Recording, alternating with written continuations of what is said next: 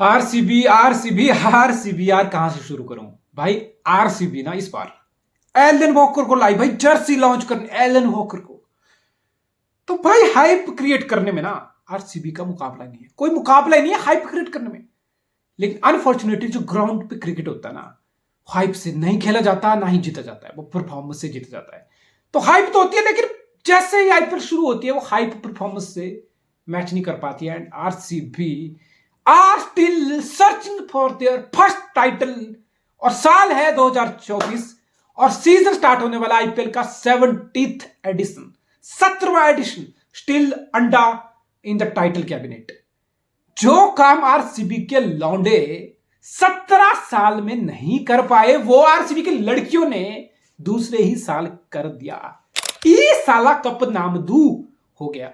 वाह, I think थोड़ी motivation RCB के मैंस को इस चीज से ड्रॉ करनी चाहिए कि भाई देखो, लड़कियों ने छोरियों ने कर दिया, अब छोरों की बारी है।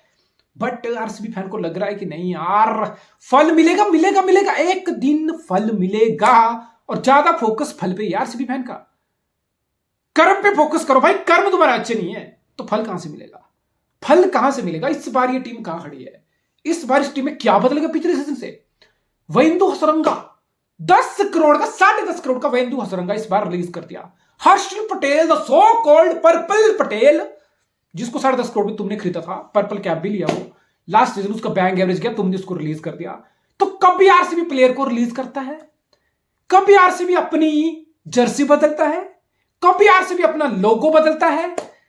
लेकिन भाई ना बदल लो, लोगो बदल लो, काम नहीं बदल रहा भाई। मैनेजमेंट बदल लो, जो मर्जी बदल लो, जो तुम सारे हथकंडे अपना रहे हो, बट परफॉर्मेंस कहां है। हसरंगा चला गया, बहुत उम्मीद से तुमने हसरंगा को खरीदा, तुमने चाहल जैसे हीरे को जाने दिया।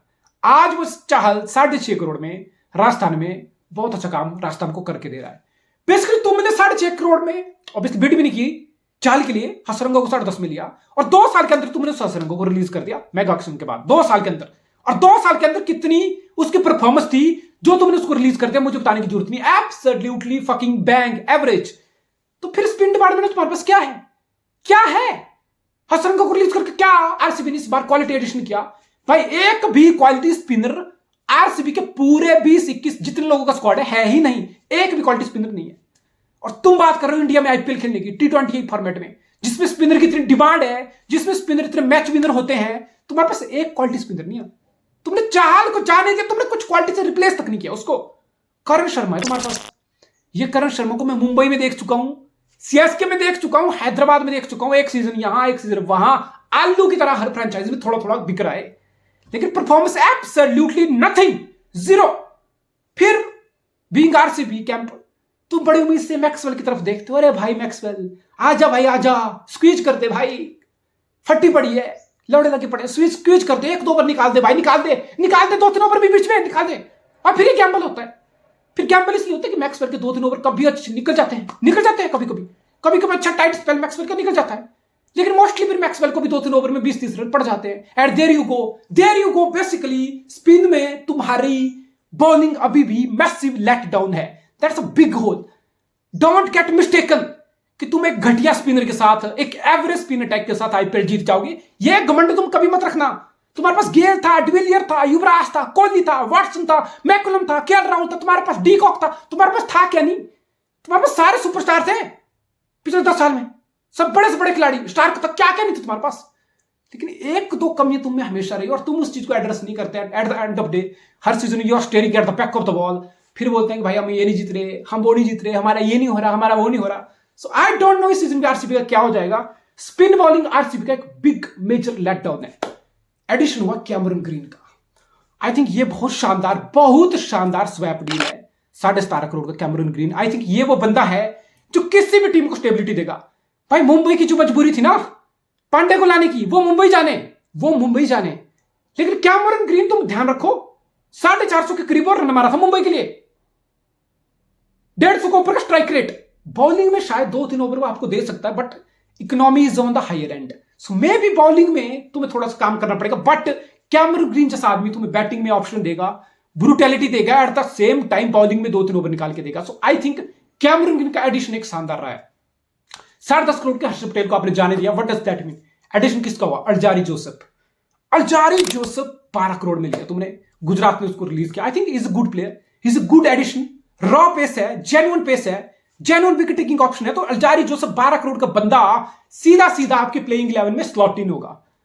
फिर कैमरून ग्रीन 17.5 करोड़ का वो भी खेलेगा, मैक्सवेल खेलेगा, डुप्लेसी कैप्टन है, तो 4 ओवरसीज स्लॉट तो तुम्हारे पूरे हो गए। तो फिर बॉलिंग में रिस टॉपले को खरीदना, टॉम करन को खरीदना, लॉकी फर्गसन को खरीदना, आई डोंट नो ये कितना वाइबल है। 4 ही तो ओवरसीज प्लेयर है, तो इंडियन प्लेयर की कोर स्ट्रेंथ कहां है? यश दयाल, वही यश दयाल जिसको 5 छक्के रिंकू सिंह ने जड़े थे गुजरात टाइटन के अगेंस्ट।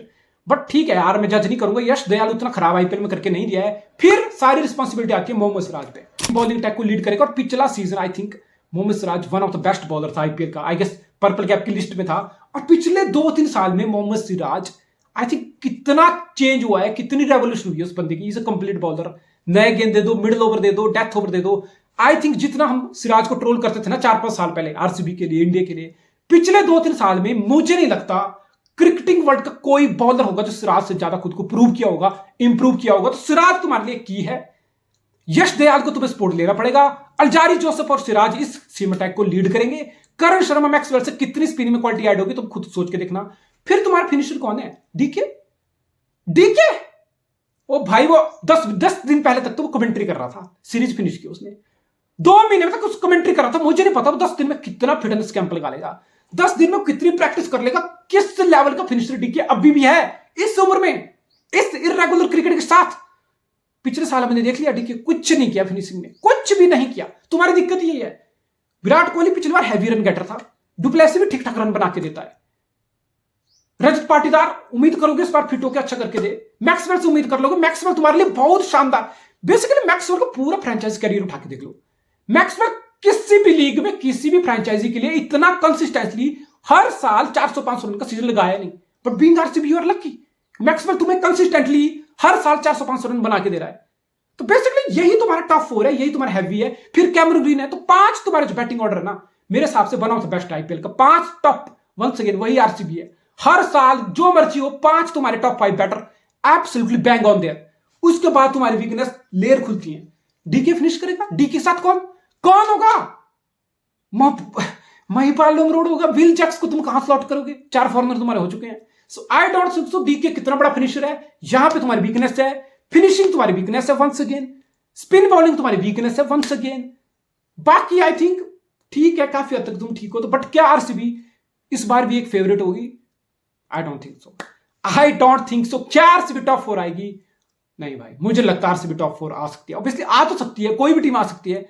बट मैं बहुत सारी टीमें देखता हूं जो आरसीबी से ज्यादा अच्छी, वेल प्लेस्ड है, जिनके अच्छे सारे बैटिंग, बॉलिंग, स्पिन, सीम, ऑलराउंडर सारे बेस अच्छे से कवर है। आरसीबी ना स्पिन बेस कवर है, आरसीबी का फिनिशिंग वाला बैटिंग बेस कवर है। सो आई थिंक ये 2 बड़े वीकनेस और ये ऐसे वीकनेस हैं जो एक चैंपियन साइड को और एक स्ट्रगलिंग साइड को सेपरेट करते हैं। So I want to be surprise कि इस बार फिर से आरसीबी प्लेऑफ तक ना पहुंचे। मुझे कोई सरप्राइज होगी ही नहीं, मुझे ज्यादा उम्मीद आरसीबी से है भी नहीं। And for RCB fan obviously they are emotional यार, they love their cricket, they are absolutely passionate about it. वो चाहेंगे कोहली आए फिर से कोहली एक बड़ा सीजन लाए। कोहली के लिए इंपॉर्टेंट सीजन इसलिए भी हो जाता है कि कोहली फिट होके, सॉरी अभी ब्रेक्स वापस आया है। बड़े रूमर चल रहे हैं कि Virat Kohli T20 world cup सामने पड़ा आईपीएल के बाद, विराट कोहली का नाम कंसिडर नहीं हो रहा। विराट कोहली की परफॉर्मेंस पता नहीं आएगी, डाउट है, सिलेक्टर नहीं चूज कर रहे। जैसा ने अजीत अगर को बोल रखा है कि कन्विंस करो, बात करो, साइड करो विराट कोहली को T20 से। तो आई think being Virat Kohli fan, आपको लग रहा है कि विराट कोहली 600-700 रन का एक बड़ा सीजन फिर से लगा ले, आरसीबी को प्लेऑफ तक खींच ले, और सिलेक्टर को भी जवाब मिलेगा, आरसीबी हेटर को भी जवाब मिलेगा। So I think being RCB fan, once again you are relying too much on Virat Kohli, you are basically relying too much on Virat Kohli. Virat Kohli फिर से हमें कुछ करके दे दे। भाई विराट कोहली 950 रन का सीजन भी लगा के दिया था, फिर भी तुम ट्रॉफी नहीं जीते थे, फाइनल में आके तुम फिर से हार गए थे। सारे बेस कवर होना जरूरी है। एंड आई थिंक आरसीबी के फिर एक बार मुझे सारे बेस कवर होते हुए नहीं दिख रहे हैं। ये टीम अगर प्लेऑफ भी नहीं आएगी तो कोई सरप्राइज नहीं होगी।